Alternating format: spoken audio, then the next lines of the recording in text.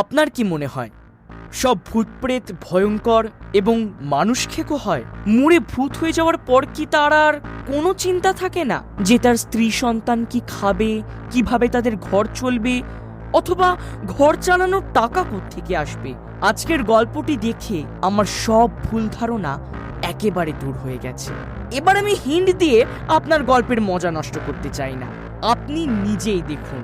তবে এক সেকেন্ড, চ্যানেলে নতুন আর এখনো সাবস্ক্রাইবও করেননি? মাত্র 1 সেকেন্ড সময় নিন এবং সাবস্ক্রাইব করুন আর হয়ে যান আমাদের প্রাইম টুনস হরর ফ্যামিলির নতুন মেম্বার। হরর স্টোরি ভালো লাগে তো আপনার? একদম সঠিক জায়গাতে এসেছেন। আমাদের হরর স্টোরিতে ভূত, প্রেত, পিশাচ, ডাইনি বুড়ি সবের একেবারে এমন ডেডলি কম্বিনেশন পাবেন যে আপনার সব লোম খাড়া হয়ে যাবে, এটা আমাদের গ্যারেন্টি। আর কমেন্ট সেকশনে জানাতে ভুলবেন না আপনার কেমন লাগলো গল্পটি, এবং আপনার নিজের লাইফের কোনো রিয়েল এক্সপিরিয়েন্স থাকলে আমাদের অবশ্যই পাঠাবেন। তারপর আমরা সেটার উপরে লিখব একটা হরর স্টোরি। প্রথমে চ্যানেলের ইন্ট্রো, তারপর শুরু করা যাক আজকের গল্প।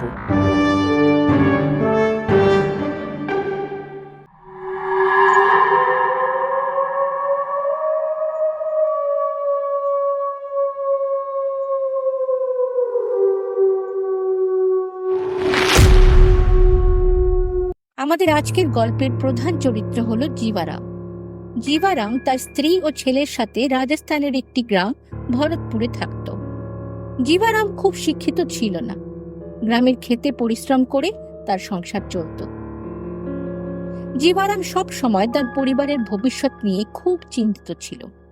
সে সবসময় ভাবত যে তার ছেলেকে ভালো একটা স্কুলে পড়াতে হবে, যাতে ছেলে ভবিষ্যতে একটা ভালো চাকরি পায় আর তার পরিবারের জীবন উন্নত হয়।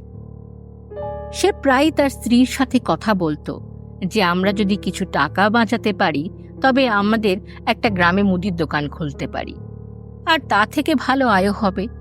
কিন্তু বাদ একটাই, গরিব মানুষ কোথা থেকে পাবে এত টাকা?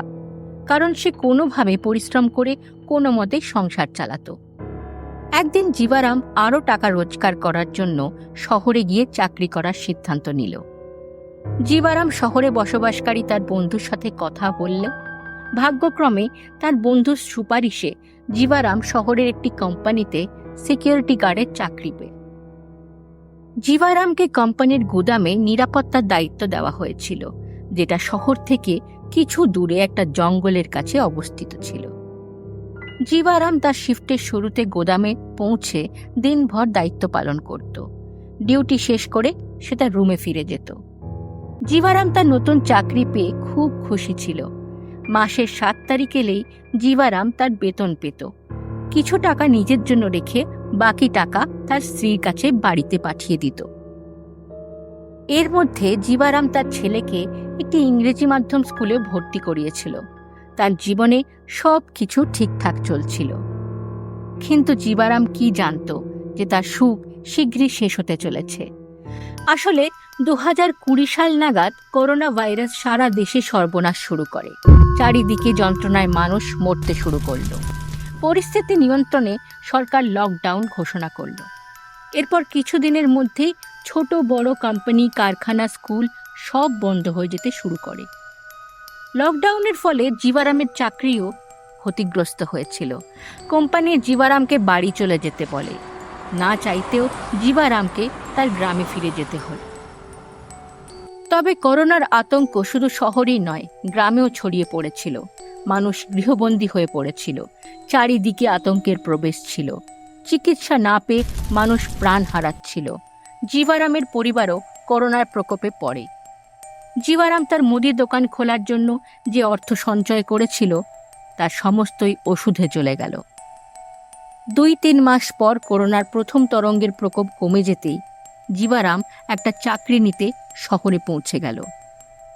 করোনার আতঙ্ক তখনও মানুষের মধ্যে ছিল। অনেকে তখনও বাড়ি থেকে বেরোতে ভয় পাচ্ছিল। এটা জীবারামের চাকরিকেও প্রভাবিত করেছিল। প্রতি 8 ঘন্টার শিফটের জন্য 3টে শিফটে গুদাম পাহারা দেওয়ার জন্য 3টে আলাদা নিরাপত্তারক্ষীর প্রয়োজন ছিল। কিন্তু করোনার ভয়ে আরও 2জন নিরাপত্তারক্ষী চাকরিতেই এলো না। এখন তাদের জায়গাও ডিউটি করার সিদ্ধান্ত নিল জীবারাম। আরে না না জীবরাম, কিভাবে তুমি একা 3টে শিফট করবে? বাবুজি চিন্তা করবেন না, আমার টাকার খুব প্রয়োজন। আমি আমি আমি এখানে গার্ডরুমে থাকবো আর এখানেই খাওয়া দাওয়া করে নেব, আর তার সাথে সাথে গার্ডও দিয়ে নেব। আপনি আপনি চিন্তা করবেন না। ম্যানেজারের বারবার অনুরোধের পরেও জীবারাম রাজি হলো না বাড়ি ফেরার জন্য। অবশেষে ম্যানেজার তার অনুরোধে রাজি হয়ে সেখান থেকে চলে গেল। এখন জীবারাম দিন রাত গুদাম পাহারা দেওয়ার দায়িত্ব পালন করে।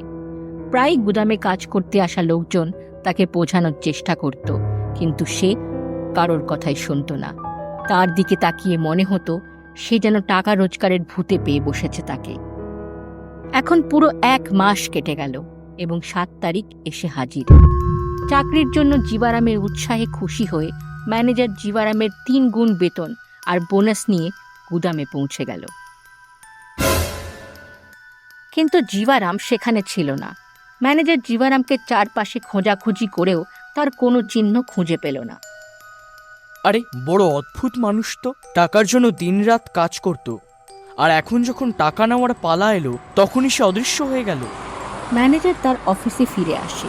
সে আশা করেছিল যে জীবারাম নিজেই তার মাইনে নিতে আসবে। 3-4 দিন পেরিয়ে গেল, কিন্তু জীবারামের কোনো হদিশ পাওয়া গেল না। তাই সে একদিন জীবারামের বাড়ির ঠিকানা নিয়ে তার গ্রামে পৌঁছে গেল। কিছুক্ষণ পর ম্যানেজার জীবারামের বাড়িতে পৌঁছলে সেখানে তার স্ত্রী ও ছেলের সাথে দেখা হলো। বৌদি, এই জীবরাম কোথায়? সারা মাস টাকার জন্য কাজ করলো, আর যখন মাইনে নেওয়ার সময় এসেছে সে উধাও হয়ে গেছে। এটা কি করে হয়? সে তো 3 মাস আগে করোনায় মারা গেছে। আপনি কি বলছেনটা কি? আমি জীবরামকে খুব ভালো করে চিনি, আমি নিজে ওর সাথে কথা বলেছি। আর শুধু আমিই কেন, আমার বাকি কর্মীরাও তাকে সারা মাস ধরে কাজ করতে দেখেছে। ম্যানেজারকে বোঝানোর জন্য জীবারামের স্ত্রী দেওয়ালে থাকা ছবির দিকে ইশারা করে আর জীবারামের ডেথ সার্টিফিকেট ম্যানেজারকে দেখায়। সার্টিফিকেট দেখা মাত্রই ম্যানেজার কাঁদতে শুরু করে।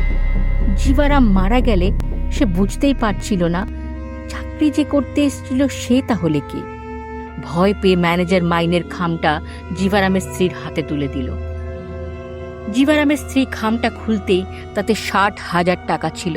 সে কাঁদতে কাঁদতে ম্যানেজারকে বলল, সব সময় একটা মুদির দোকান খুলতে চেয়েছিল এবং সেই জন্য শহরে গিয়ে কাজ করত, কিন্তু করোনার কারণে আমাদের সমস্ত জমানো টাকা শেষ হয়ে যায়। তার শেষের দিনগুলোতে সব সময় বলতো যদি আমাদের 50-60 হাজার টাকা থাকতো তাহলে আমরা মুদির দোকানটা খুলে বাঁচতে পারতাম। তার চলে যাওয়ার পর আমাদের খাওয়ারও কিচ্ছু ছিল না, এমনকি প্রতিবেশী আত্মীয় স্বজনও কেউ আমাদের সাহায্য করেনি। আমরা কোনো রকমে বেঁচে আছি। এই কথা শুনে ম্যানেজার বুঝতে পারল যে জীবারাম তার মৃত্যুর পরেও তার পরিবারকে সমর্থন করার জন্য কাজ করেছে এবং একটি মুদির দোকান খোলার জন্য যা যা টাকার দরকার সমস্ত ব্যবস্থা করে রেখেছে। পুরো ঘটনা জানার পর ম্যানেজারেরও চোখে জল এসে গেল। তারপর এই খবর সারা দেশে দাবানলের মতো ছড়িয়ে পড়ল যে কিভাবে লকডাউনের ভূত তার মৃত্যুর পরেও তার পরিবারকে সাহায্য করে গেছে।